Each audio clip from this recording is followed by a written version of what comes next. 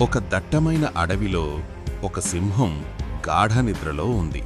అప్పుడే అక్కడికి వచ్చిన ఒక చిన్న ఎలుక పొరపాటున సింహం ఒంటిపై అటూ ఇటూ పరిగెత్తింది. దానితో సింహానికి కోపం వచ్చి ఎలుకను తన పంజాతో పట్టుకుంది. "నన్ను క్షమించు రాజా, నన్ను చంపకు. ఎప్పుడో ఒకప్పుడు నేను నీకు సహాయం చేస్తాను" అని ఎలుక వేడుకుంది.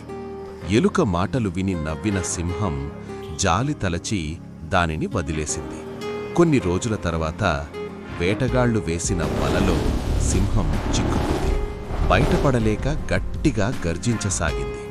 ఆ గర్జన విన్న ఎలుక వెంటనే అక్కడికి వచ్చి తన పదునైన పళ్లతో వలను కొరికి సింహాన్ని విడిపించింది.